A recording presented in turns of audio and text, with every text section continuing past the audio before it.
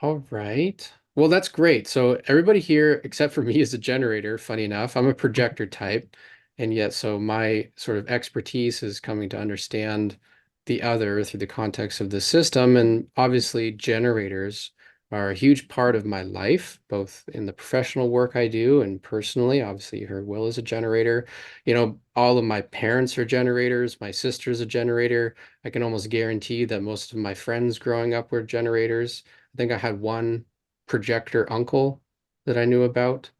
Um, and yet, generators are sort of everywhere. They are the life force of the world, quite literally. And what you'll see today is when we get into some of the statistics, the generator type is sort of broken down into the generator and the manifesting generator. Manifesting generators are technically a subtype of generators. Some people like to identify them as their own type. That's fine. I don't argue that point. Uh, yeah, for the purpose of this presentation, you'll see that we sort of classify them all together as generators. They have a defined sacral center, and it's over 66% of the population are the generator type, which is more than all of the other types combined, right? So there are more generators than there are projectors, manifestors, and reflectors combined.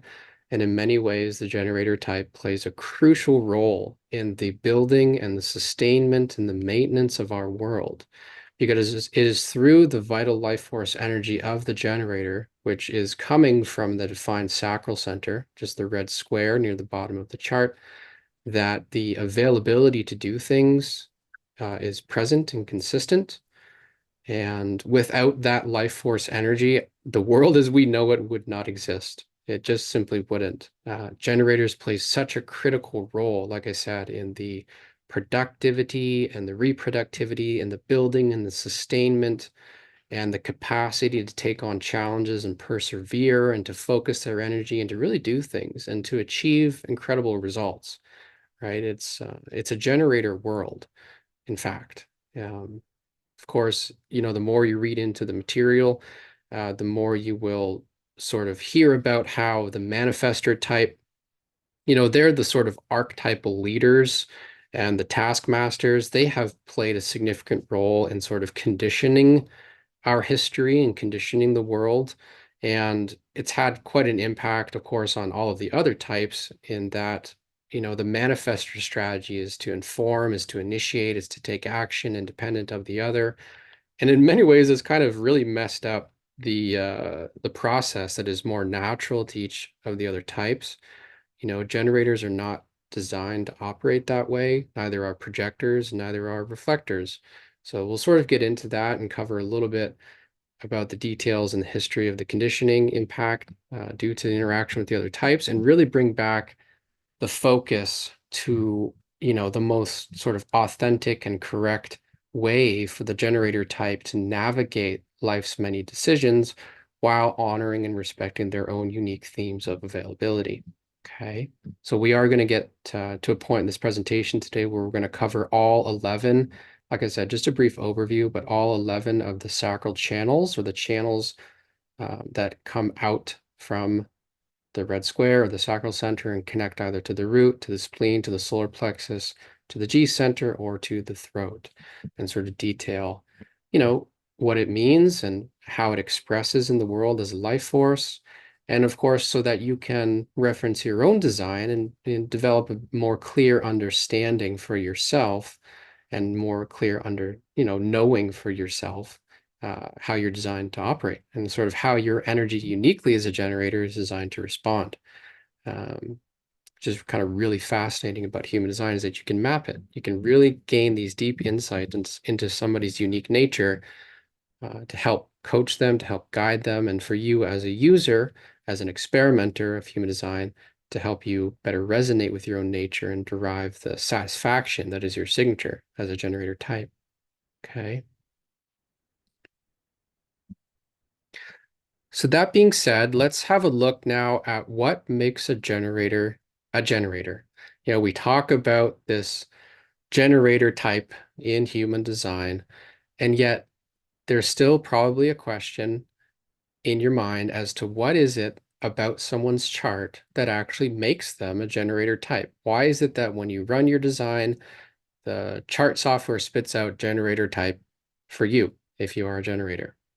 The reason that generators are generators in human design, and it's the only reason, and it's the most critical reason, is that each and every single generator chart will have a defined sacral center, okay, which is the red square. It's the only red square in the chart, okay?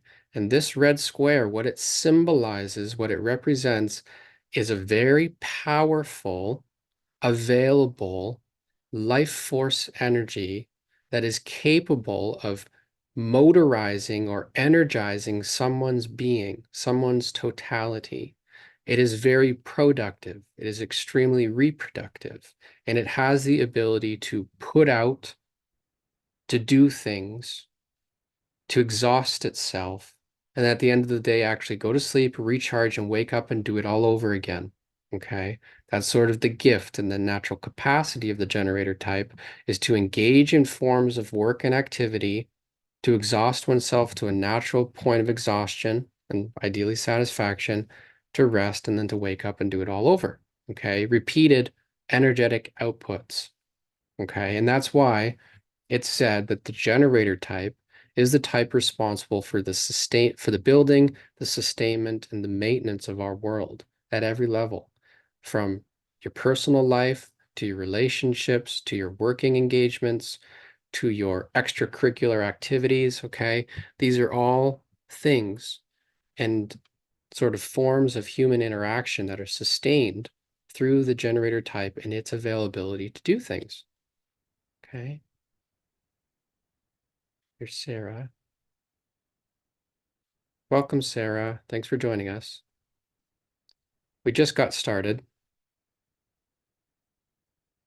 So every time you look at a generator chart, again, whether it be your own or a family member's or a friend, a colleague, um, I know, Kirti, you mentioned building teams. Okay, if you're utilizing human design knowledge to help you build and craft and manage teams, being able to identify where your generators are and who they are is really critical because the generator type brings so much to the team dynamic in terms of capacity to work and do things and to help really get things done and to focus on the accomplishment of tasks and objectives within the organization.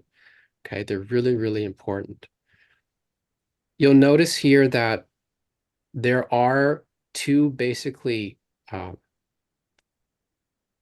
types or subtypes of generators. Okay, there's a classic generator where you have a channel between the sacral center and let's say the G center, or a channel between the sacral center and the spleen, emotions, or the root, but no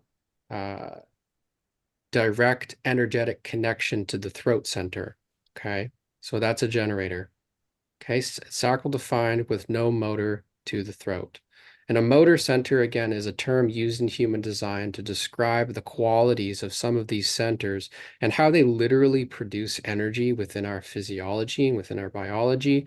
And when a motor center is connected to the throat, as is the case with a manifesting generator, what you get is you literally get this powerful, productive, responsive, engaging, charismatic capacity to take action in the world, to manifest things, and to actually communicate one's power through their doing.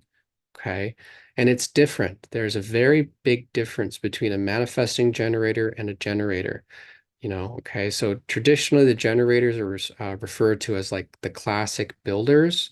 Okay. So they have the availability to respond to things one step at a time, mastering what they're doing through accomplishing one set task, and then they move on to the next one, and they move on to the next one, and they move on to the next one until eventually they attain mastery within their process. Okay. Think of like a master carpenter progressing through their education one step at a time, learning one skill, mastering that skill, moving on to the next skill, and so on and so forth until they're like a fully certified carpenter. Okay. Whereas a manifesting generator really has the ability to sort of express build and has the potential in many ways to actually skip steps where it is not so much limited by this step-by-step, um, one step at a time level of mastery. It really can be great at multitasking, or those that our manifesting generators can be excellent multitaskers, where they're sort of good at this and sort of good at that and sort of good at this and sort of good at that. And they can go between tasks and they can go between responsibilities and they can go between sort of activities that light them up and bring them a sense of satisfaction and still be sort of relatively good at each and every single one of them. Okay. But it's not the same as the pure generator mastering things one step at a time. There's sort of an express quality to being a manifesting generator that's very evident in their design. Okay. Now, further to that, just to add another layer of sort of differentiation or understanding in how the manifesting generator can show up in someone's design, is you can either have someone who is what's called a 3420. This is the channel that links, it's the only channel that links directly from the sacral center to the throat. Or you can have someone who's a manifesting generator because they may have sacral definition through the G center up to the throat, or the root through the spleen up to the throat, or the ego willpower of the heart to the throat, or the solar plexus, because the solar plexus emotions in human design are considered an energy center as well. Okay, it's different. It's a different type of energy in the sacral. But you can have sacral definition that doesn't connect to the throat directly, but because you have a solar plexus connected to the throat, or the ego connected to the throat, or like I said, the root through the spleen connected to the throat, those centers are what bring the manifesting component. Okay. And again, just to clarify, human design recognizes manifesting as a label, as sort of like a consistency in one's life when there is energy that travels to the throat center consistently. Okay. And by energy, we're talking about either the heart, the sacral, the solar plexus, or the root, in some way, shape, or form in their design, making it up to the throat center. Okay. Just as a sort of example to show you the difference between sort of a manifesting generator and a projector, for example, like myself, is projectors, of course, can have defined throat centers with channels, okay? But those channels in and of themselves will not be motorized or connected to an energy center, which is why it's said that the projector is more appropriate for the role of guidance, advisory, teaching, speaking, communication, but not, building and doing things and constantly engaged in high energy activities. Okay. That's really the role of the generator type. Also, it's important to note that the aura of the generator is described as open and enveloping. Okay.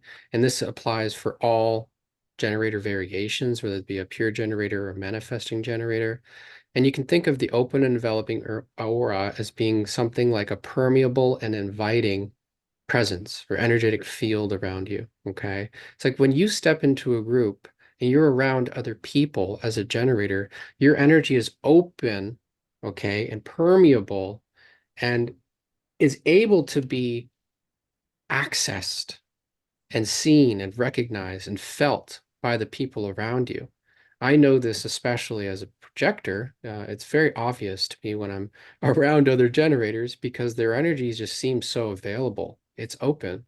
When a generator steps into the room, they bring themselves. They bring who they are into that relationship without really the capacity to shut it off or prevent it from being so.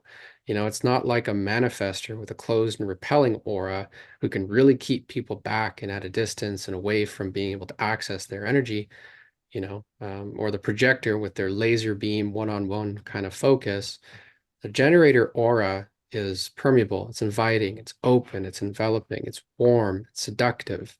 It can really draw people in. It's like a big magnet for some people, especially if you have the 515 channel in your design. This is said to be one of the most magnetic of all channels in the generator type, where it can really literally draw people and life and activity and experience into your existence. And, when we get into the channels, we'll see that the 515 especially is really important to understand that your inner rhythms and your inner harmony because it's a shared collective energy, actually has an impact and effect on the outer world.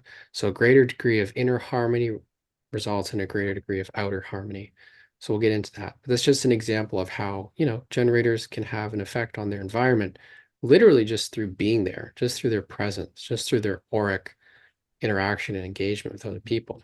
Okay. Again, a little bit of statistics in the bottom right here. You can see the generators. The pure generator brings or makes up about 35.83% of the population. These statistics are based on over 42 million chart calculations. The manifesting generator is just over 30%. Okay. Projectors at 22%, manifestors at just less than 10%, and reflectors around 1.5% of the population.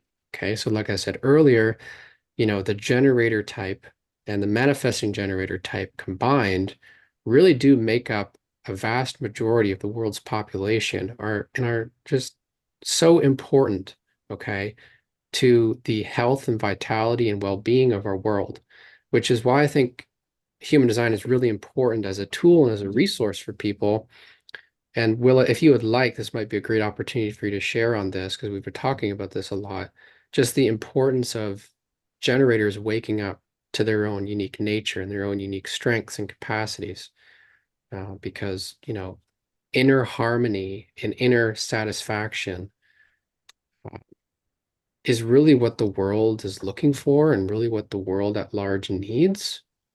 Okay. And, the projector role of guiding the energy types is so that the generators can feel more satisfied in their process. And in return, the projectors can be more successful. Okay. And manifestors initiating the correct work for the generators to engage with so that they can use their energy in a way that brings them a sense of satisfaction and not frustration. And, it's so key to our world being at peace and our world feeling correct is the awakening and the correct alignment of generators to their authentic nature.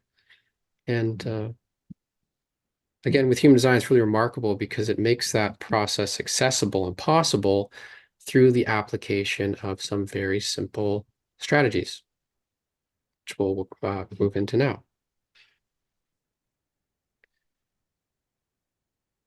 So every type in human design is given a decision-making strategy, okay?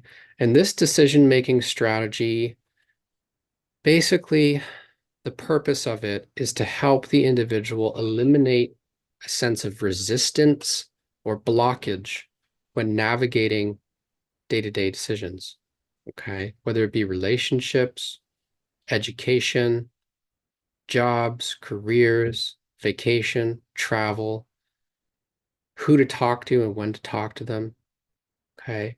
Big things like moving, moving from one place to the next, making a big financial decision, like, deciding to buy a car or deciding to buy a certain kind of home.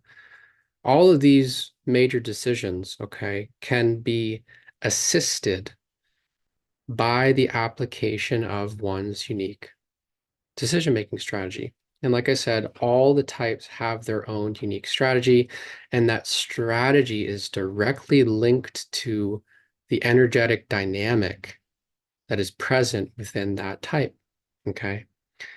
And so for generators, the generator strategy is all about waiting to respond, okay?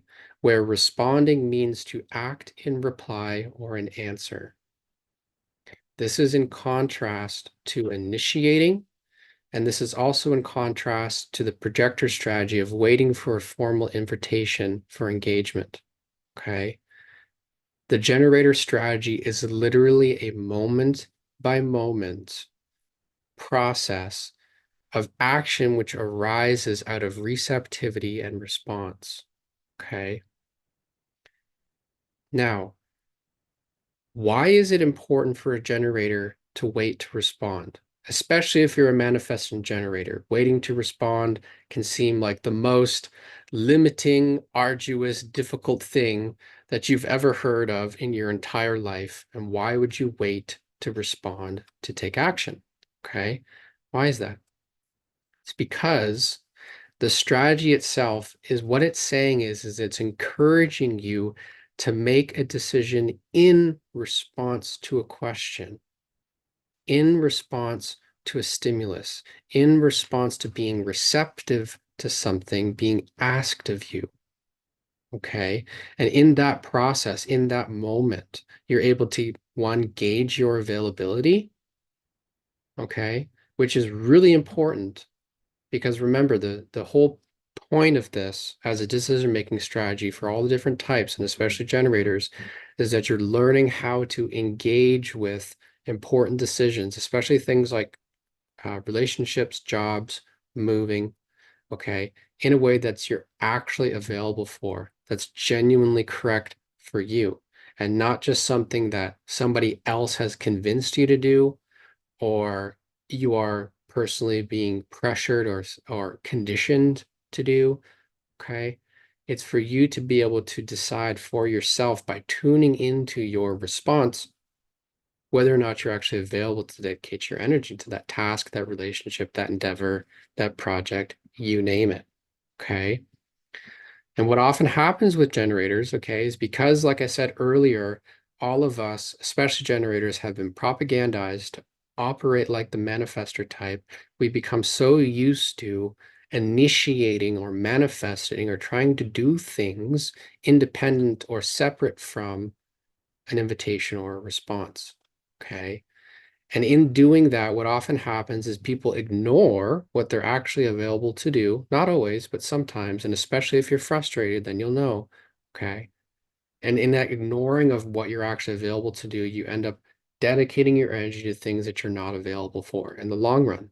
And like I said, for the generator, what that leads to is frustration or a sense of feeling stuck or a sense of feeling unavailable to continue to do the thing that you agreed to do or set out to do because you initiated it from a place of it thinking that it was going to be a great idea to do that thing. And yet, in fact, the energy that you have within you in the long run really truly wasn't available for it. Okay.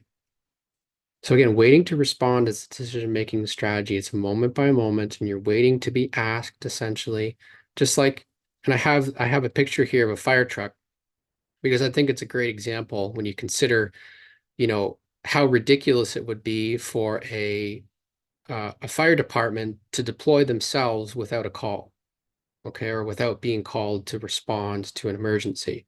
Okay, it's just like, oh, I feel like I'm going to go put out a fire even though there's no fire to put out today. Okay.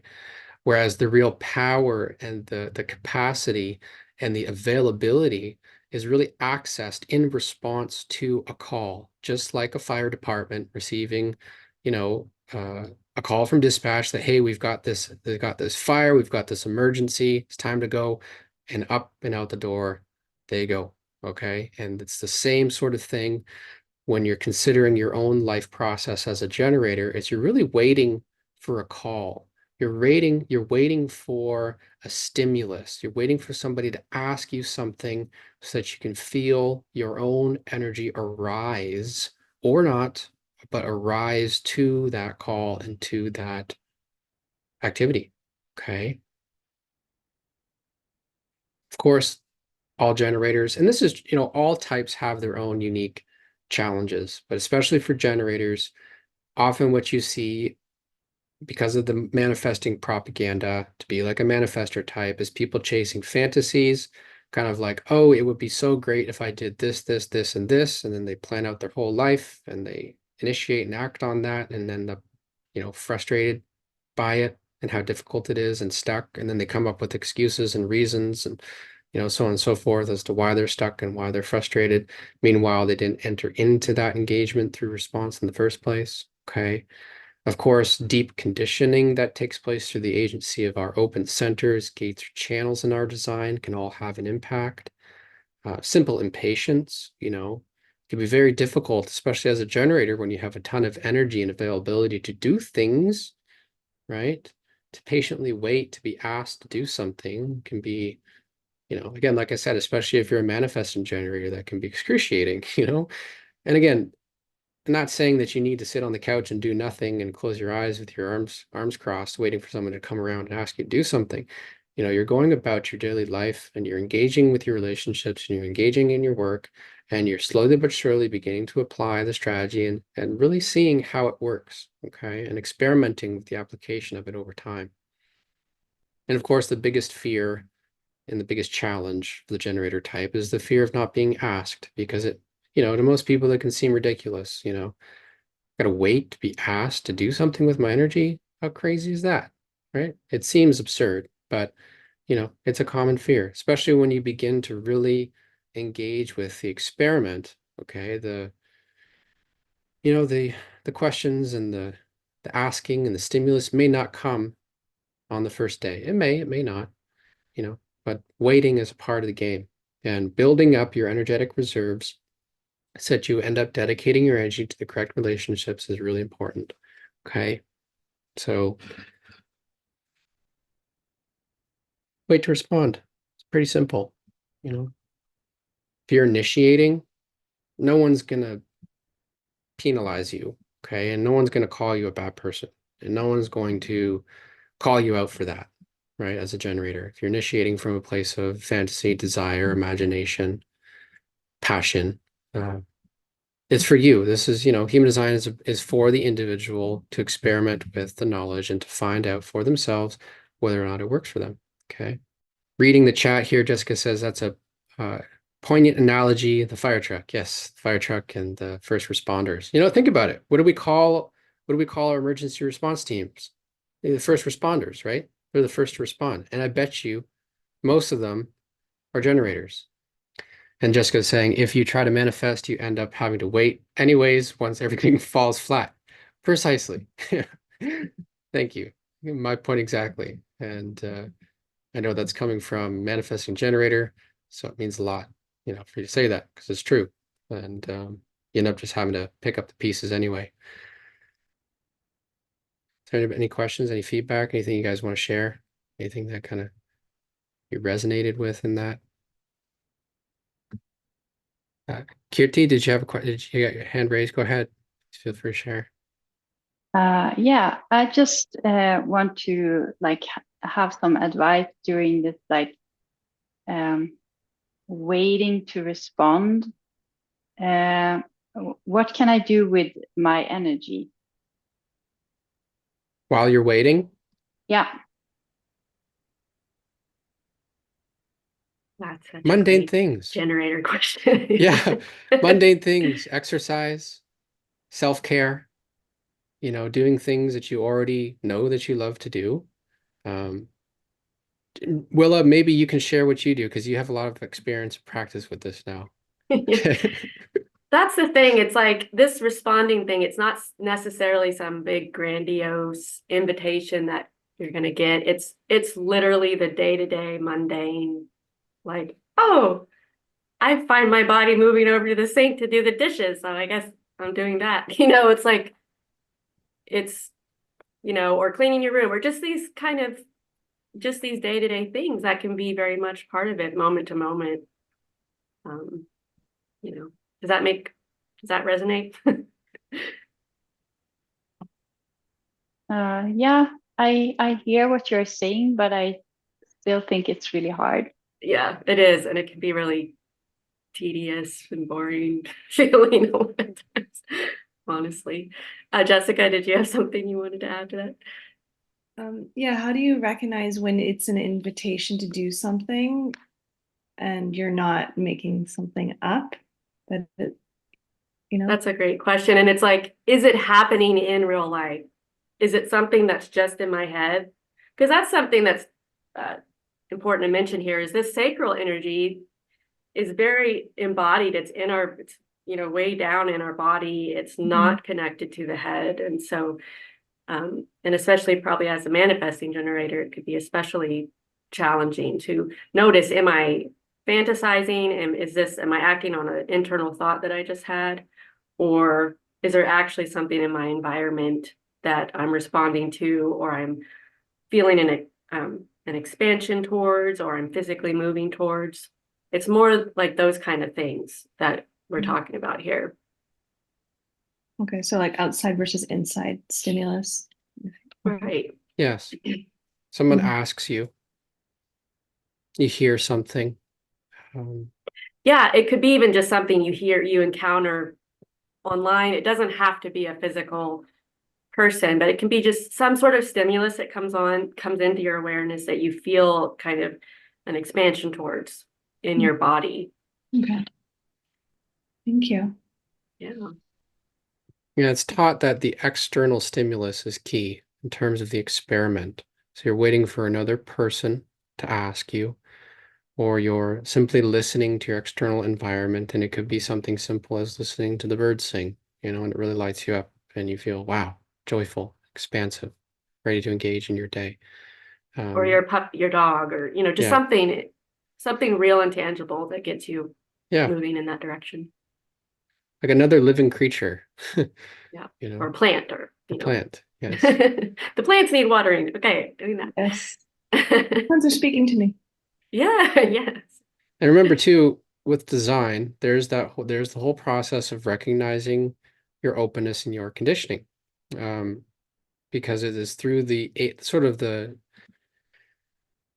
Jiminy Cricket or the small voice on your shoulder that is the not self voice that we really want to help people steer away from in terms of how it dictates and determines our decision making. And we can get into that a little bit near the end of the presentation if we want to look at individual charts. Because that's actually the sort of the biggest area of caution when considering, okay, what am I really looking to not give my power away to? And more than anything, it's the voices of the conditioned or the open centers and how they can dictate our decision-making process, and rather returning that inner authority or that decision-making sort of self-sovereignty to the quantum that is consistent, or the energy that is consistent in your design. And I think this is a great segue into the inner authority variations that we would see within the generator type, because inner authority is just that. It is the inner guidance mechanism that each and every single one of us has a unique variation of that can help us sort of to, it's like a two-step verification. It's like, yes, you respond to something, or as a projector, yes, you've received an invitation, or as a manifester, yes, you want to initiate or take action on a particular thing. But the inner authority is really the guiding force that helps you to determine whether or not it's truly correct for you. And in terms of the generator type, you will only ever see, no matter how many charts are run, two variations of inner authority for generators, regardless of if they are a generator or a manifesting generator. Okay. You'll either see solar plexus emotional, which is represented by the image on the left, which shows all the possible channel configurations that could show up in someone's design. And what this means is that they have both a defined sacral center, making them a generator type, plus a defined solar plexus or emotional system, giving them the emotional inner authority variation in terms of the inner guidance process. Okay. Or on the other side, what you'll see is you'll have someone who has sacral inner authority. And Willa, I know this is relevant to you. Okay. Where the solar plexus is either completely open or undefined. Okay. And it's a huge difference in terms of how you as a unique person, as a unique generator, are sort of designed to process information and make a decision in response. Okay. And I'll just read from the top here. If you have emotional inner authority, your emotional state or wave will always color your awareness and sense of response and availability. Waiting for neutrality is the suggested approach, so to avoid confusion, disappointment, or saying or doing something you later regret. Okay. And why is that? Well, because the solar plexus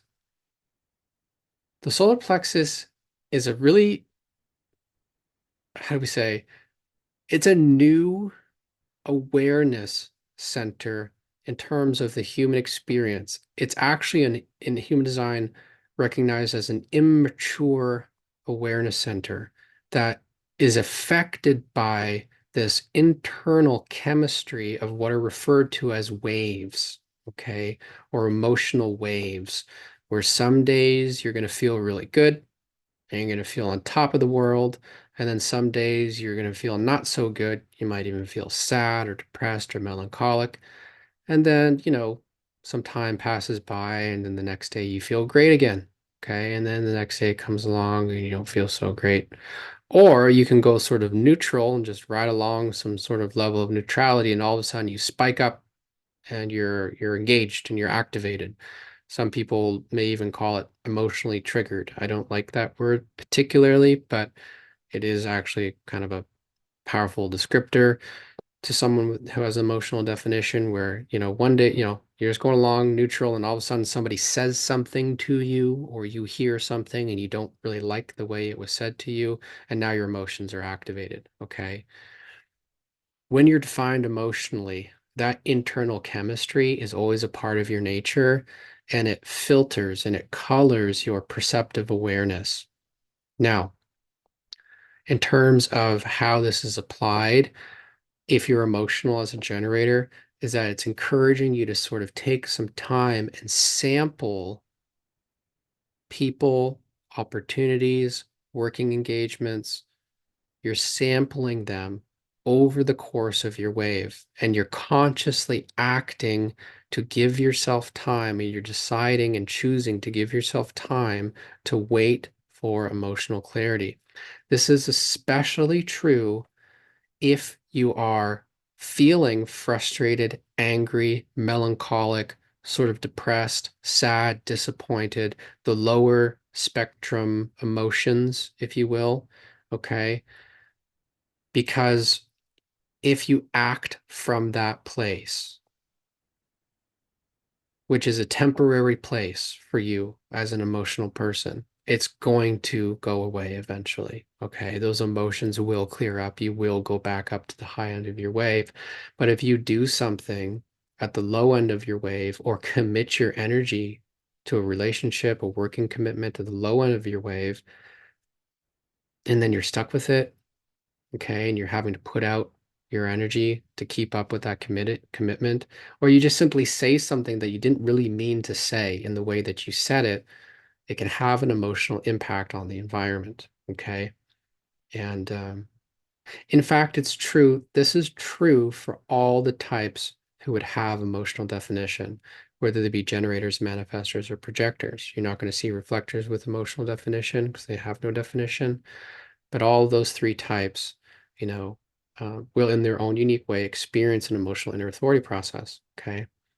The benefits of being emotionally defined is that you can become incredibly deep and sensitive and passionate and warm and seductive and attractive to other people. The emotional system is referred to as being sexy. It puts out the passion and it puts out the attractiveness. And with that comes depth. And with that depth, comes the emotional intelligence. Okay. But again, time, time, time, time, time, time. If you respond to something, especially something big and something important that really requires your dedication, energy over time, allow yourself to feel into it. Sleep on things at the very least is the general recommendation for those with solar plexus inner authority. Okay. Now, on the other hand, okay, you're going to also see those who are generator types, and if I know for a fact at least there's a couple of you in this call today who have sacral inner authority. Sacral inner authority is basically you are yielding to the pure existential response and availability of your gut instinct. Okay. It is not at all the same as having emotional inner authority. Like I said, emotional inner authority is more complicated. So you're tying, you're linking the emotions, you're considering someone's availability. Emotions take time, they go on up and down, it's kind of wavy. There is never 100% certainty. You're always moving through ranges of clarity. Whereas with the sacral inner authority, it can be incredibly clear and existential and truthful in the now moment. Okay. And yet, because this inner authority for generators would also mean that you have an undefined or open solar plexus, you're going to be sensitive to and receptive to the mood swings and the emotions and the expectations and the desires and the passion of other people, and also their anger and their sadness and their upset. Okay. And you're taking in that energy, and in many ways, you are actually amplifying it. And what this leads to is those with sacral inner authority needing to deal with the sensations of emotional nervousness. Okay, emotional nervousness that's not actually your own. It's coming from somebody else who's emotionally defined. You're taking it in and amplifying it, getting in the way of their true sense of availability. That's a big thing. Okay. You are, as a sacral inner authority generator, designed to be more existentially truthful in your response, and yet are open to emotional conditioning. Okay. And there's a challenge in that. So, there's a challenge in both. If you're defined emotionally, okay, you got to wait for time. If you're undefined emotionally and you're a generator, it's about respecting your gut instinct in that now moment and trying to separate it from and differentiate it from the emotions of the people that you're connecting with. And that in and of itself does take time. Okay. And Willa, maybe because I know you have an open solar plexus, do you want to share something a little bit about your experiences in that? You know? Yeah, it's been huge to learn that. And definitely the emotional nervousness is a thing. Um, it doesn't necessarily even go away. It's just, it's kind of there. Um, but learning about being totally open emotionally has been very empowering ultimately, because I'm much less kind of at the whim of it. It's certainly I've spent a lot of my life being kind of amplifying the emotional soup that we're in, and of course with you, Ryan, being emotional, it's been a huge key to our relationship and understanding those dynamics and allowing you to be in that, and myself letting that be okay and not identifying with it, and knowing when you need to be in your own zone and allow you to go through that. And yeah, it's a very valuable awareness for everyone. And I think we'll go into speaking on how about 50% of people are defined emotionally, 50 aren't. And so there's a huge key there in us all learning to have more awareness emotionally, I'd say. Exactly. Thank you for sharing, Willa. And what you said is exactly true. I'm an emotionally defined projector, and what I've had to learn about my own unique nature, and it's especially challenging for me because in my variation, my solar plexus is unconscious. It's another level of differentiation. If you look at someone who has a defined solar plexus, look to see if the gates or the channels are red entering into it. They're emotionally defined, but they don't even identify with it, or at a personality level. But it's been a huge process of awakening and understanding and self-acceptance. And it's so true though that waiting for time to pass, engaging in simple things, self-care, some listening to music, going for a walk, eating something, can shift the wave. And it's just to understand that if you're as an emotional person, that if you're in a rut and you're feeling stuck and you're feeling really melancholic and upset about something, give it 15 minutes. Don't lash out at your partner or the other or the crossing guard or the police, officer or your teacher or your friend or whatever it may be, you know, because again, then you're just putting out emotional chaos into the environment and there's no clarity in that. Okay. And yeah, like Willa said, statistically, it's almost a 50-50 split. Um, in fact, a majority of the people are emotionally defined in the world. So those with emotional definition really do have an effect on the greater environment. And it is for people with that emotional chemistry to learn how to honor their process and take responsibility for it over time, one day at a time. And human design can really help with that and identifying that and bring that level of awareness. And again, like Willa mentioned, especially into the context of relationships where it's most critical. Okay. So satisfaction, the generator signature, it is something for you as an individual to be mindful of. And is, like I said, there's no greater reward for any of the types than to feel one's signature on a daily basis, at least on a daily basis, if not more frequently. Some people, I don't know, may never have actually feel true, genuine satisfaction as a generator. It's not something that's a guarantee. Like I said, it's the signature, okay, is a signpost for you that you're operating correctly, and more often than not is a direct byproduct of honoring your strategy and inner authority as your type. Okay.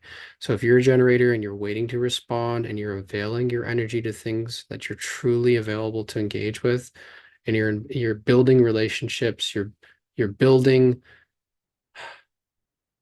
you're building a life that you enjoy being active within, okay? And you're building, whether it be like the fitness to achieve a challenging goal in sports, okay, as one example, and then actually competing and achieving well within that discipline, or building and developing a loving relationship with someone that you truly care about, whether it be, your spouse or your boyfriend or girlfriend or children, okay? Or even, of course, receiving, responding to an activity whereby you receive a great service.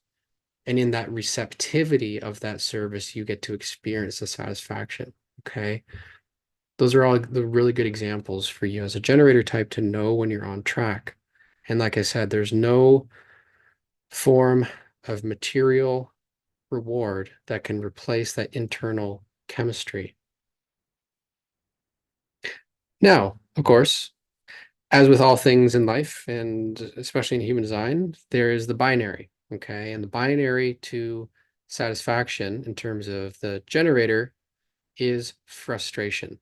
And the generator not self theme, or the theme that arises when the generator type makes decisions according to their conditioned or open centers, gates, or channels, is frustration, okay? Frustration occurs when generators initiate actions without waiting to respond, or when their sacral energy is being used in a way they're not truly available for. Okay. Examples of this is like, again, initiating on a whim. You think, oh, if I do this, it'll lead to that, and then I'll feel great about myself, and other people will be so happy. And then you undertake that activity, and it all just ends up falling flat. Kind of like you said earlier, Jessica, where things just come crashing down. Because, like I said, the generator and the way in which the energy of the sacral operates is it best operates through a response where it's asked, it does in response, asked again, does in response. Okay. Mastering things one step at a time.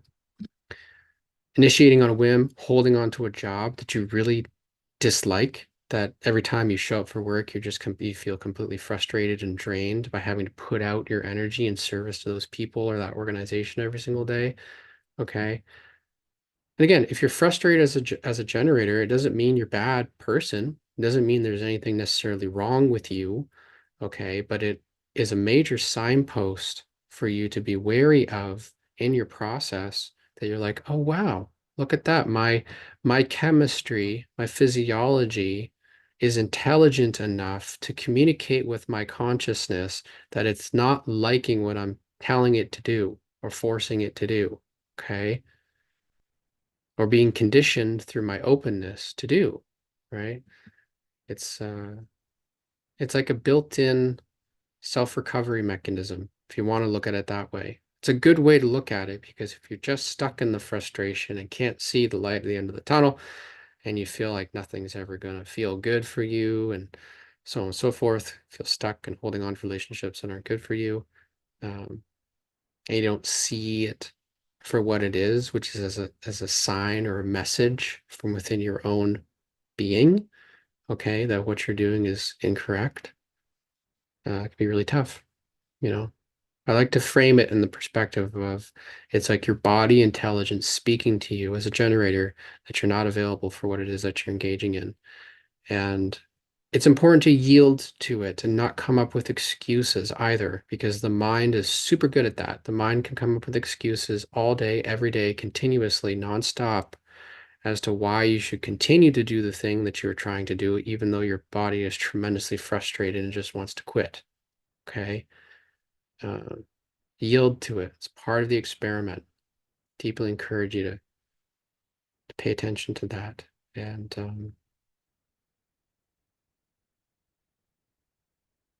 again, always default back to your inner authority process as well. If you're emotional, give yourself some time to feel into things before you quit. If you're sacral, more existential, and you finally get to a point where you're just ready to quit, that's your unique process. Okay. And I would encourage you to experiment with it. Not in such a way that's going to ruin your life or drive your life off a cliff, but step by step, experimenting with the smaller decisions, moving up into the larger decisions until it just permeates your entire life. Okay. And that just becomes the way that you operate as a unique individual. That is through response, honoring your inner authority so that you can derive that satisfaction that is so critical to your well-being and long-term health. Okay. Okay. So what I'm going to do now is I'm going to rather quickly go through all 11 of the life force channels in the sacral center. Okay. There are 11 of them. In total, they connect to 5 different centers. Okay, so you can see the sacral and its life force is fueled by the pressure of the root center. It's also connected to the solar plexus, bringing deep, intimate, passionate, fertile bonds. It's also connected to the spleen, where we have the energy and availability to nurture and care for and instill best practices in order to nurture the intelligence of our young. You have a sort of sacral splenic connection that also runs up to the G center in the throat. This is part of what's called the integration channel, and this is where you'll find the most self-absorbed, sort of selfish, self-concerned survival energy. People with integration have a built-in capacity to survive difficulties and hardships and challenges. But the way that this particular energy is designed to operate is that it's actually very self-centered. It's not actually designed to be shared with or in support of other individuals. It's very individual in the way it operates. And then, of course, you have the sacral channels that are part of what's called the power column that run up from the sacral center to the G center. And these bring themes such as perseverance, being in love with the work that you're engaged in, and having unique creative direction in life that brings material abundance into your existence. Okay. And then the 515 is all about being in the flow and enjoying the patterns and the routines in your life that bring you a sense of satisfaction. And actually, most importantly, as a 515, also bring a sense of predictability and stability to our collective whole. Okay. Which we'll talk about when we go over that channel. Okay. Again, in summary, sacral life force energizes. It literally provides the energy and the motor work capacity for individual, collective, and tribal creativity, work, and relationships. Without the sacral center, life as we know it would not be possible in terms of our ability to build, sustain, maintain, reproduce civilization in the world and human interaction. It is so critical to our deepest bonding, to the building and forming of our civilization, and again, in the nurturing of ourselves through the different phasic cycles that we all experience as humanity. Whether it be, maturing from childhood into teenagehood, into young adulthood, into adulthood, okay, or maturing through an educational program, for example, that type of energetic demand are all themes that the sacral empowers and brings energy to do. Okay. So work, relationships, and deep, intimate bonding and raising of our children. These are all things that stem from the sacral and its capacity through the context of these channels. And Jessica's asking, what does it mean when a channel is half lit up or red/red and black? Those are referred to as electromagnetic channels. Simply put, what's red is an aspect of yourself that you don't identify, but it is part of who you are. It's more physiological in its nature. And the black is an aspect of your personality. It's kind of an energy that you will easily identify with, and they can join forces through the context of a channel and actually form a unique energetic life force. And more often than not, that's what you'll see when you look at charts, is it's a blend. It's more common to have a blend between the black and the red than it is just to have black channels or red channels independent of those electromagnetic connections. And again, we can look at that a little later on.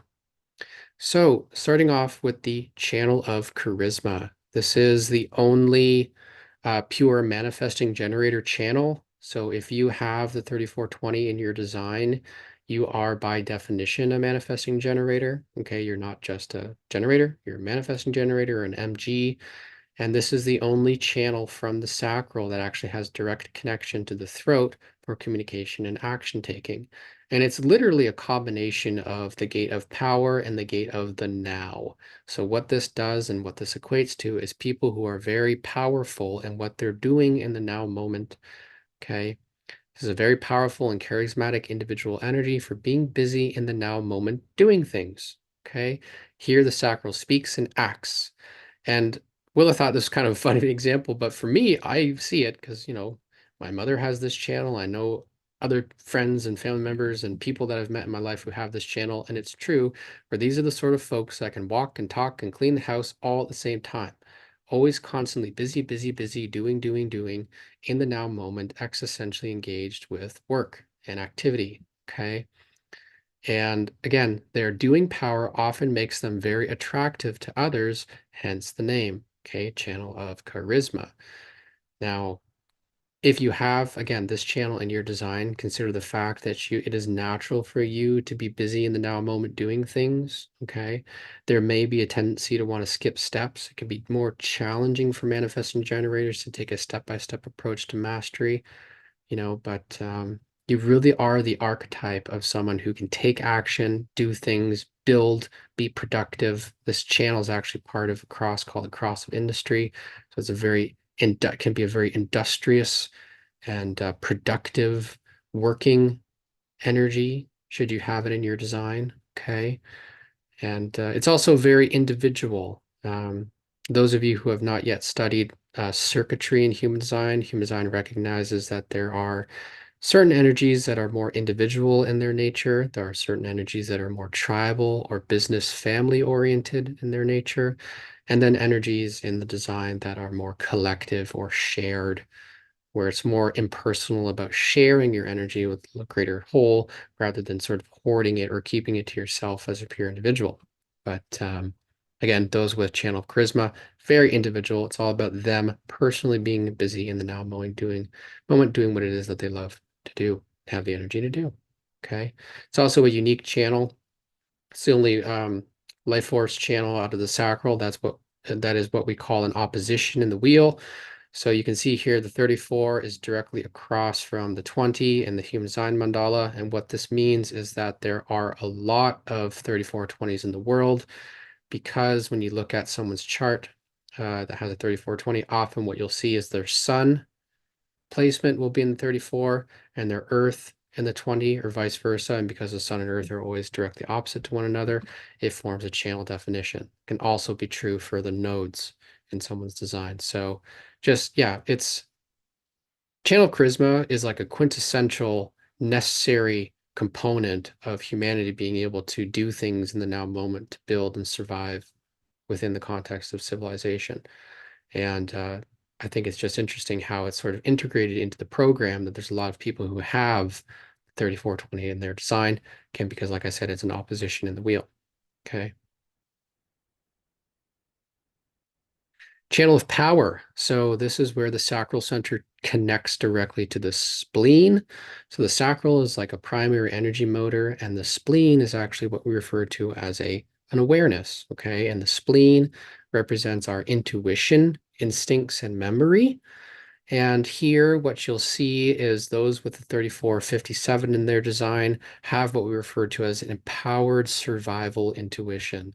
Okay. It's not to say that you don't necessarily have empowered survival intuition unless you have this channel, but if you do have it, it is distinctly a part of your unique nature.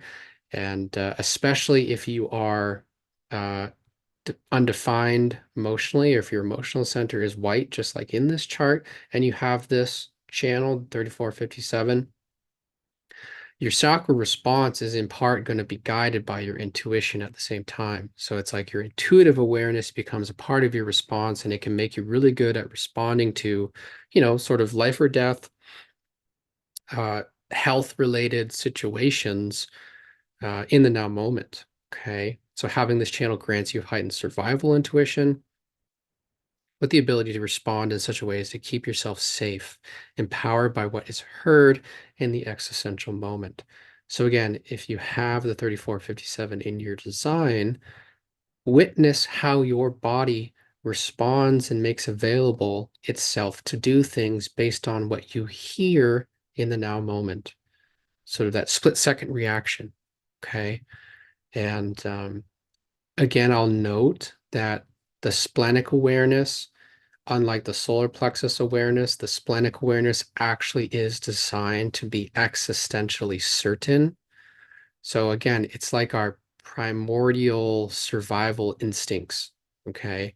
It's the oldest of the three awareness centers in the body graph, and it's anchored in keeping us safe and keeping our bodies safe and out of harm's way, okay? And yeah, this is the channel of power. It's actually called the design of an archetype. And it was called the design of an archetype because it's literally like the archetype of what it is to be human, which is to be powerful and intuitive in the now moment in the way you act and respond to the world around you. Okay, so, and again, the channel of power is also individual. So again, if you have that, I'll just go back. If you have this channel of power, 3457, it's about being more self-centered and selfish in what it is that you respond to. Okay. It's keeping yourself safe, not necessarily other people. You know, if you're walking down the street and a car's coming and the person in front of you didn't hear it coming, but you do, that energy is more likely to jump out of the way and sort of preserve itself, not so much sort of reach out and grab onto the other to try and save them. Not saying that it can't, but just to give you an example, this energy can be more self-absorbed and selfish in the way it operates in someone's design, which is perfectly natural and perfectly fine. Okay. Channel of exploration. This is the first time that we're going to see the sacral center with its direct connection to the G center. And those of you who do not know yet, this yellow diamond in the middle of the chart represents our unique love, direction, and behavioral strategies. Okay, it's often referred to as the identity center. So if you have defined G center in your chart, you have a unique, defined, consistent identity or role or creative direction in life that is unique to who you are. Okay. And in the case with the channel of exploration, the 3410, we again have a very individual energy, which is all about having a very self-empowered behavioral style. Okay. So far we've seen the power to do in the now, the power to be intuitive, and now we have the power to behave. Okay. And the way this translates into sort of day-to-day practical affairs is that what you'll see is this channel promotes self-trust in one's own unique behavior and ability to follow one's own convictions. Okay, convictions. It's like you as a unique individual, if you have the 3410, are designed to behave and to back up and feel empowered by the power that you have within yourself to behave in the way that you believe is correct for you to behave. Okay. And those behavioral strategies are determined by the 10th gate. There are 6 lines, whether it be the first line, second line, third, all the way up to the 6th. They say a lot about your unique behavioral strategy. So again, if you have the 3410, look to see where the 34th gate is. And then of course, look to see in your design where that 10th gate is and what line it may be in. Okay. Do you have the first line, which is all about being modest and being an investigator? Or do you have the second line, which is all about having like a hermit-like behavioral strategy? Or do you have like the sixth line? The 10th gate sixth line is all about being a role model, setting an example for other people through your actions and your doing. Okay. And again, if you're a generator with this channel, it is all about how you behave and how your behavior can be an example for other people as well, especially. 3410s can have a very empowering impact on other individuals when you show up in such a way that your behavior is exemplary for other people, can really help them to shift. Okay. Yeah, for the better.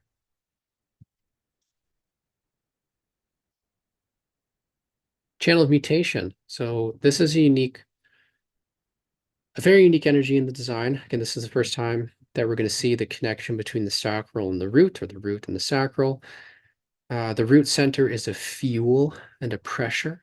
Okay, its biological association is adrenaline. So we have an adrenalized pressure center now connected to the fertile productivity and ordering capacity of the sacral. So what do we have? We have a real powerhouse. Okay, we have an opportunity now where that generator motor has a direct link to a fuel tank. Okay, and we are humming along consistently in a unique way relative to how this channel operates. It can be described as empowered creativity or not. The channel of mutation is characterized by its impulsive and potentially unpredictable nature, driving shifts from chaos to order and back again, while demanding acceptance of limitations and patient responsiveness to change. It can be a very potent creative life force that can bring new into the world. And yet at the same time, it is potentially filled with a sense of melancholy and potential depression. So again, if you have the 360 in your design, by definition, you are here to be an agent of creative change and empowerment in the world, whereby what you do and the activities that you engage in can produce extraordinary results and can actually help to bring new things into the world, whether it be bearing children or, taking on a difficult challenge where you're accepting the limitations of that challenge and still finding a way to excel and find satisfaction and bring order to chaos. Okay. And yet it can be, like I said, a challenging energy to embody because this energy of mutation is unpredictable.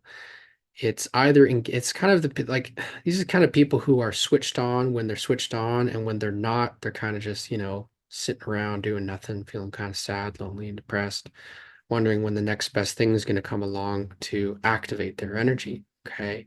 It can be like that. And of course, like with all the channels, you can look at the gates, see what lines are there, and have a look at further examination of the relationship between the gates, what it may say about your unique design. But yeah, it can, in and of itself, be an incredibly powerful life force. And because it's what we call a format energy, it has an effect on the entirety of someone's design. So if you have the 360, everything about your nature is sort of in an on and off pulse. Either you're turned on and you're totally engaged and you're feeling satisfied doing what you're doing, or you can feel stuck, switched off, and kind of limited, and it doesn't seem like anything new or exciting is ever going to happen again. And in that place, people can feel very melancholic and depressed potentially. And yeah, very, very powerful energy. It's like riding a horse. You got a lot of power under you, and how that power is used again is best engaged through response.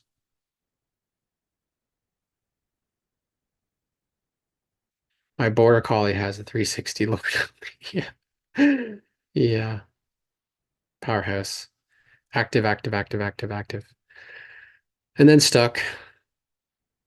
So now we're going to again look at a unique set of channels or start to look at a unique set of channels that are connect between the sacral and the G center. This part called the power column.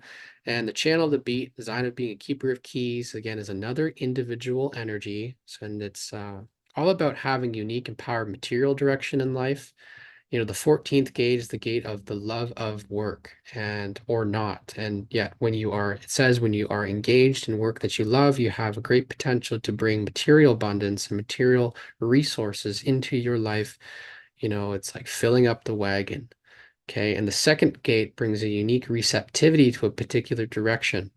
So when you have both, what you have is someone marching to the beat of their own unique drum, engaged in work and activities that they love to do, filling up the wagon as they go along down their unique trajectory and path in life. Okay. It really is about individuals, the individual capacity to be rewarded with material abundance in exchange for engagement with work they love to do. It combines the power skills of the sacral center with the receptivity of the higher self here in the G center, empowering the individual to march to the beat of their own drum and follow their own unique material direction and path in life. Okay. Again, it's all about being different. The 214s love to be seen as different and unique in the work that they're undertaking. Okay. That's really what it's all about. And having a unique direction, a unique form of work that brings you those material resources in a way that brings you satisfaction. Okay. And again, if you've got the 14, but not the 2, you've got the working capacity, but you're looking for others to come into your life and bring a sense of direction. And vice versa is true. If you got the second gate, you've got the direction, you know how to apply those resources, but you may not have the working availability within your own design to actually engage in the tasks that are required in order to get things done. Okay. When they come together, you've got both independent of each other. They're always seeking a connection. Okay. I got another format energy between this the root and the sacral center. This is called the channel of concentration. This is the first time we're looking at a collective energy. So I think, Amy, you have the 52-9 in your design, pretty sure. The channel of concentration is referred to as a collective understanding or shared energy. It's all about having a capacity for stillness and focus and being able to concentrate on one thing at a time. Okay, this channel restrains one's energy to be still and focus on the details of a single task at hand. It is a highly important energy in concentrated environments such as a classroom, office, factory, or kitchen, where productivity and detailed adherence are essential to successfully producing collective goals. Okay. Again, let me check the chat here. Yes, Amy, you do have the 52-9. So again, this is different from all those other individual energies because those individual energies are all about that person, okay, that one single person having that energy and doing something with it. When you start to look at these collective energies, this is energy that's shared.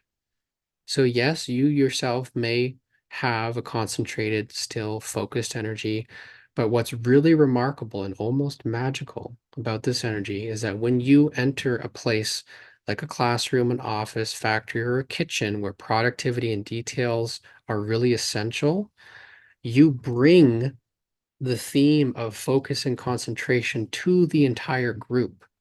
Okay, you literally share. And again, remember what I was saying about generators. Generators are open and enveloping. They take in the other and they share their energy. Okay. You share your focus and concentration with those that you spend time with. Okay. It's just something to note. And it can be extremely beneficial because not everybody has this energy in their own design. You know, if you don't have the 52-9, it's like you're not the type of person who's designed to sit still and listen, you know, in high school for extended periods of time, right? Naturally. It's the requirement of either the teacher or fellow classmates around you who have that energy, that are putting it out and bringing that quality to their environment because it's incredibly important in what it does. And it allows people to work on details and focus and still and drown out all of the other noise so that you can hone your awareness on that which you're focused on in the now moment and work on it in a detailed, logical, structured sort of way. Okay. It's also a great channel if you like to meditate, stillness, can sit still and extended period of time. So Kirti, you're saying if I only have 52, so the 52 would bring the theme of stillness, like I just said. So you may have the capacity to sit still, but unlike someone with the 9, you may not necessarily be focusing on working on a detail task at hand. Stillness, sort of like stillness in meditation or stillness, just. And also in your design, it would be important to note what other channels, if there are any, are connected to that and how that all plays in. It's kind of like having stillness without the focus. And the vice versa is true. If you got the 9, but not the 52, you could be detail oriented in your work, but not necessarily have the capacity to sit still in doing things. Kind of more about like flowing from one detail to the next or one task to the next. Okay. Think of the 52-9 as like a seamstress sitting at her sewing machine. Okay. Sewing garments all day. All right.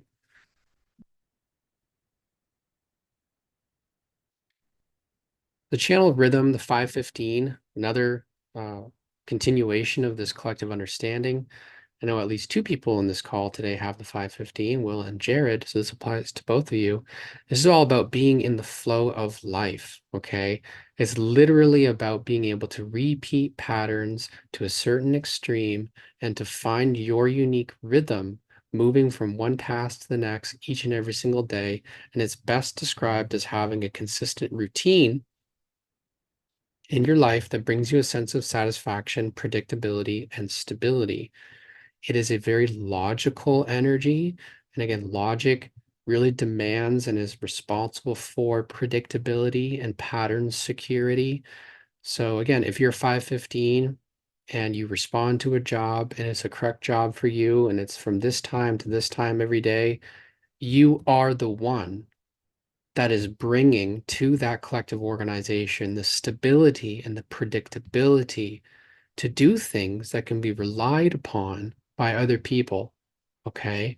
It is your reliability and your capacity to do things in a way that's shared with others, that others can guarantee something, a projected plan into the future actually happens.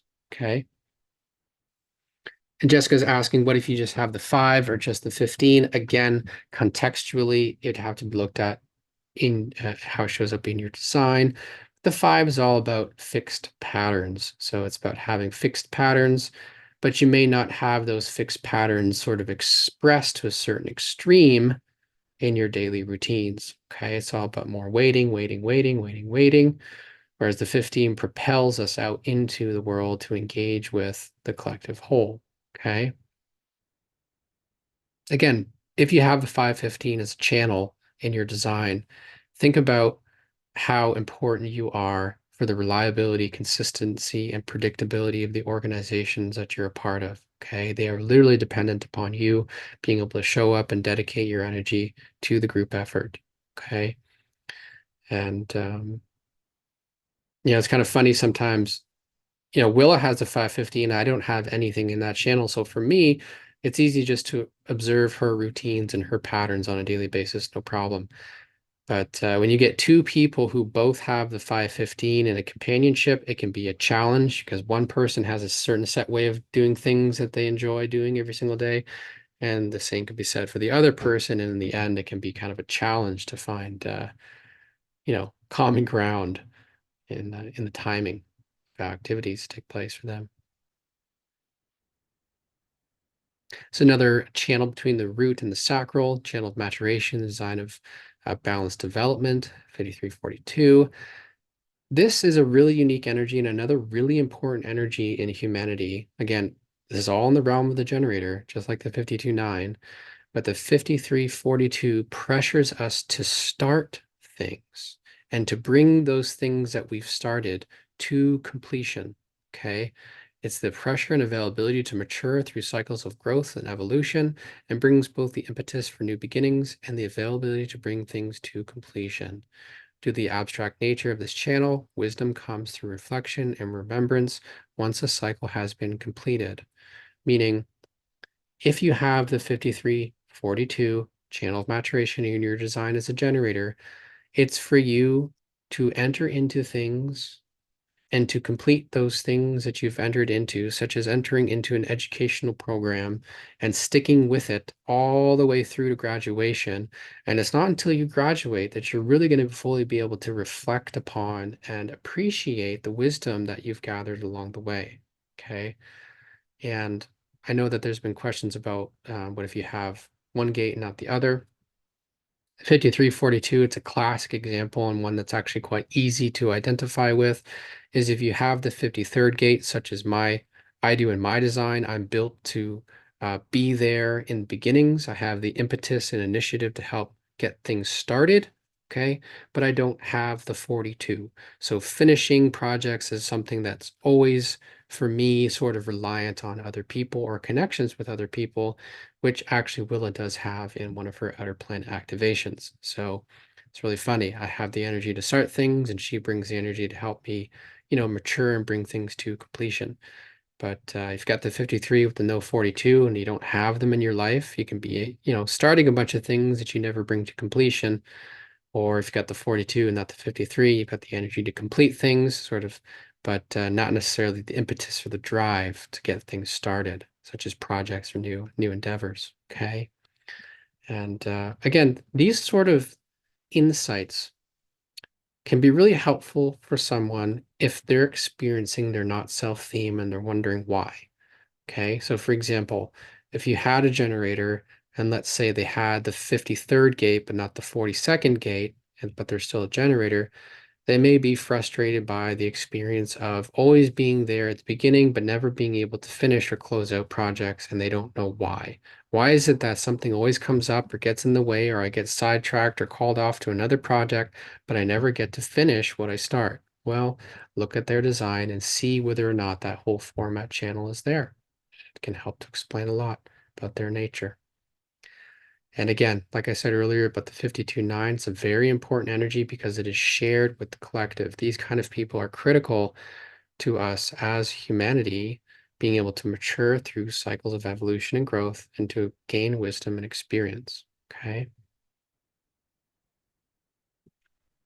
The 2946, this is a channel that runs between the sacral and the G center, is all about saying yes and committing oneself to a deep challenge that requires perseverance and sort of like grinding through things, okay? And really staying with the process, even when there's no guarantee that it will all work out, okay? This channel represents the availability to say yes and commit one's energy to shared experiences, such as a project, relationship, or endeavor, without guarantee, like I said, that will all work out or not. It's about total and unwavering commitment. So you may succeed where others fail or fail where others succeed. No guarantee. Okay. This energy has the availability to handle life's challenges, such as being drafted, climbing a mountain, or staying with a committed marriage. Okay. So again, if you've got the 2946 in your design, really realizing that in response, you are designed to be fully committed to that which you jump into, especially when it's a shared endeavor with other people. Okay. And it's not about knowing whether or not there's going to be a guarantee that you're going to end up where you think you need to end up. It's all about just pushing forward, staying with the process, having the deep, deep, deep capacity to persevere in the face of life's challenges. And as is described in the context of the 46th gate, trusting in the forces of serendipity or being in the right place at the right time. Okay. And again, the satisfaction for people with the 2946 is the kind of energy that comes once you've gone through a difficult challenge. Like I said, again, using the example of climbing a mountain, there's no guarantee that you're going to make it to the top. It requires a deep perseverance and commitment to keep on pushing upwards. Okay. But once you've made it to the top and you've gone through that experience and you've actually been able to live through it yourself, especially in the context of shared others, it can be a deep satisfaction that comes from the correct use of that energy. Okay. And again, it's abstract. It's not like the 52-9 that enjoys concentrating on one thing at a time, or the 515 that likes its fixed daily routines and patterns. The 2946 can be committed to a number of different things all at the same time without seeming connection to one another. They're just dedicated and committed to persevering no matter what. Okay. Now, these two channels, which will wrap up the sacral channels, there's only two more.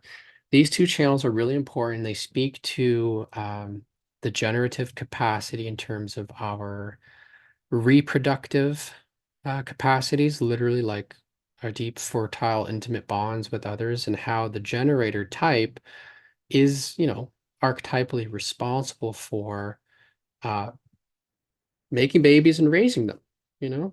And the making babies part is something that takes place in the context of the 59-6.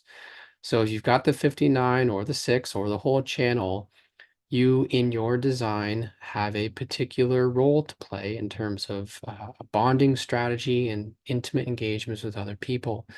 And this particular channel, in fact, has a lot to do with our fertile procreative bonds. It's all about fostering deep, stable, and fertile relationships, both intimate and communal. And yeah, those who have this channel are designed to respond to mating and intimacy and are naturally designed at an energetic level to be reproductive. Okay. And I know that can sound like an extreme statement, considering all that science has to say about that, but it is remarkably true and accurate.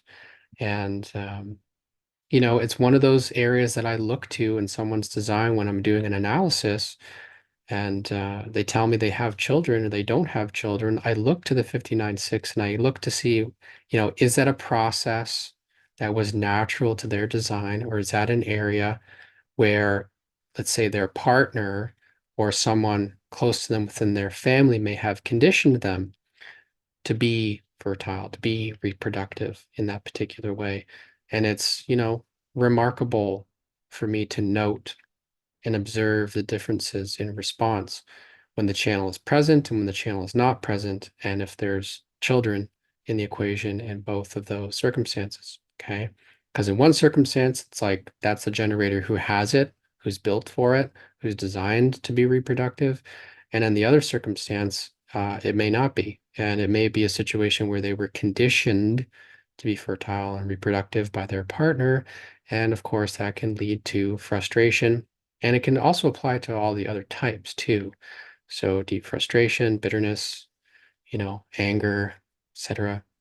But I like to say on the positive side of this with the 59-6, again, 59-6, bringing new children into the world, remarkable gift, remarkable responsibility of the generator type.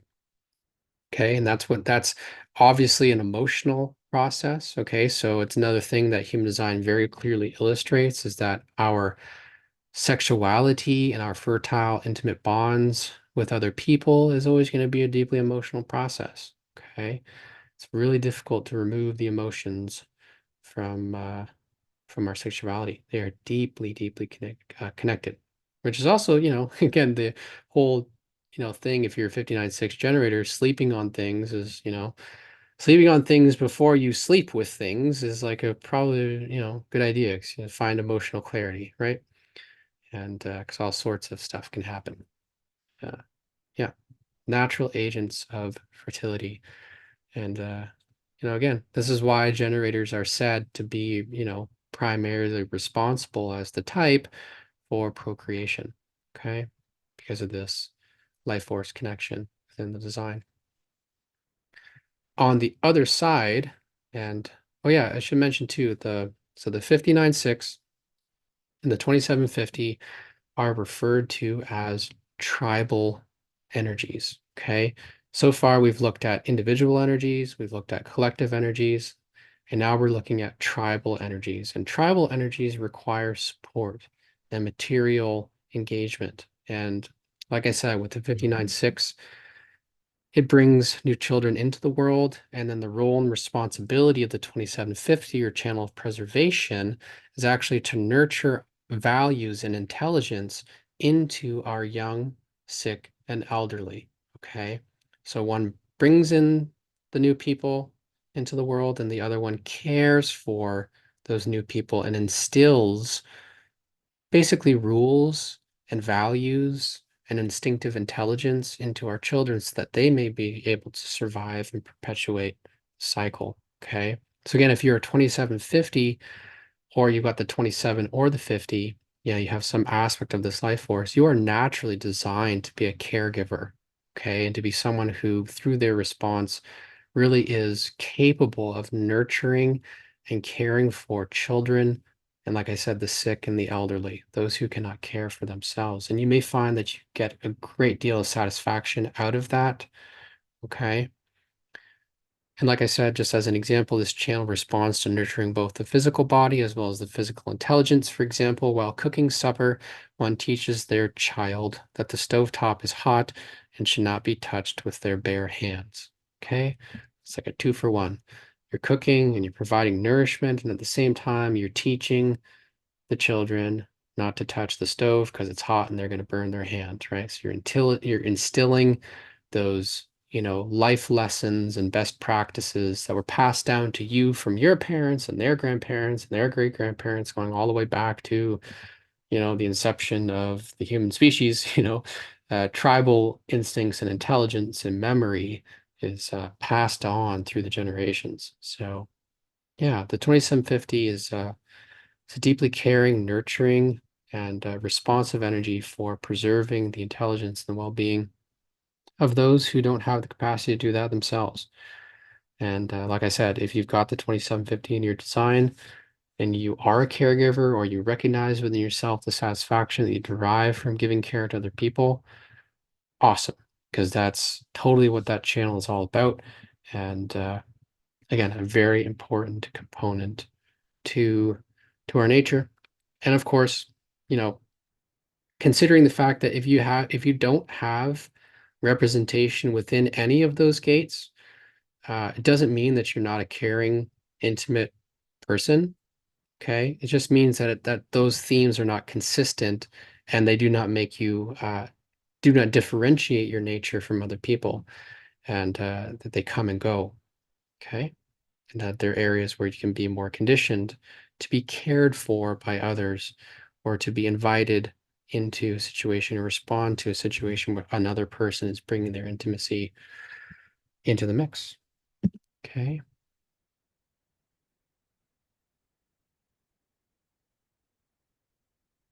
All right, so I'm looking at the chat. Sarah, this one is familiar. Yeah, okay. What if they're which channel were you speaking to, Sarah? Not sure. Oh, that was relevant back when you were on, which one was it? 29, It was, the I mountain think it was the one climbing. about persevering. Oh yeah, okay. The 2946. Yeah. Do you have that channel in your design? Mm-hmm. Yeah. So deeply committed to the unknown. And that's what's really remarkable about design is it accommodates both the individual perspective. The individual knows what they know and they're going down their unique track in life. The logic collective plans for the future, and it sets things up in terms of like a strategy. And then you've got Willa and Jared showing up to help fulfill that strategy. Okay, because they bring the 515. And then there's you with the 2946, which could be totally and completely committed to a process where there's no guarantee of anything coming out of it, but you're just committed. And what's remarkable about the commitment out of the 2946 is the discovery that can take place. Discovering what you're truly capable of accomplishing by sticking with difficult challenges and difficult relationships, difficult commitments. When the going gets tough, you're the one that can keep on going while everybody else falls to the wayside. Again, succeeding where other people fail. And I've seen a lot of athletes with that channel or with the 29, where they can pull from this deep reserve and this deep well of commitment within their nature. Okay. Yeah. And so Jessica's asking, what if there's just the sixth gate? So the sixth gate is the gate of friction. It's like the emotional openness or not to intimacy. The 59th gate actually controls, it's the gate of penetration, to be quite frank. And the 6th gate is like the emotional receptivity or not to that penetration. So it's like an open closed diaphragm is how the 6 operates. So you may find that if you have the 6 or you know someone who has the 6, part of your emotional process is being open or closed to intimacy with other people, and that's part of your unique process and something, I would highly encourage you to yield to. And it's, emotional, chemical. Okay. Amy's saying I have the channel 59, 2759 6 or 2750. He probably meant 2750. I was a math teacher, children, and switched to being a pension uh, actuary for old people. There you go. Perfect. Sorry, 5027. Yeah. Precisely. Thank you. Thank you for that great example. That is it exactly, right? And I'm sure, and you can share about it, like, and that must have been really satisfying being able to, nurture intelligence of the children. And think about how that's combined with the 52-9. Okay, so you've got the channel of concentration, you're bringing that mathematical, logical capacity to focus and concentrate. And at the same time, the 2750 is nurturing and caring for the youngins, right? You're teaching them math. How great is that? Perfect use of that kind of energy, you know? Okay, I think, yeah, Jessica's pretty clear on that. So again, I know that's a lot of information, and really what's remarkable is I just skimmed the surface of those channels. Quite literally, you could spend a week on each and every single one of them, especially when you start to take into consideration the actual gates themselves, because the gates, as you'll note, when you click on the gates in your chart, brings up a bunch of information. And there's so much to be seen and understood at the gate line level when examining the channels themselves. This is just kind of like the superficial general thematic of each one of them. But as you can see, these processes that are all the responsibility of the generator are critical to the sustainment of life and the perpetuation of the species. And, the deepest encouragement that I can give for you guys as generators is to, again, enter into commitments, relationships, experiences, jobs through response, and through response to things that you genuinely feel at a guttural level are available to do. Because when you're doing those things that you are available to do, it makes a tremendous difference. Just like Amy, caring for and teaching those children, algebra, that's like a critical function in our society that was made possible through your efforts, Amy, and yeah, so just in review, the world is built and sustained by the energy and availability of generators. Generators are, like I said, over 66% of the population. You guys are an energy type. You're the builders, the doers, the workers, the most productive ones that we have. And your satisfaction over your frustration is so key to the world being in a greater state of harmony and peace. And, yeah, if you got sacral inner authority, be mindful of how other people's emotions affect your decision making. Do your best to respect your existential truth and the response that you feel at a guttural level. And if you're emotional, like myself, your moods play a big role in how you perceive things. And if you're down one day, give it some time, go for a walk, listen to some music, put your headphones on and listen to a track that lights you up and helps to bring your wave back up again and get you out of that place of melancholy and lower emotional wave. And just yield to your feelings, yield to your sensitivities, and know that your emotions, especially as a generator, has an impact on your surroundings. So when you're feeling good and you're feeling available and you're feeling up, man, are you ever an amazing person to be around, So those are your strengths, and it brings a lot of warmth and joy to the community. And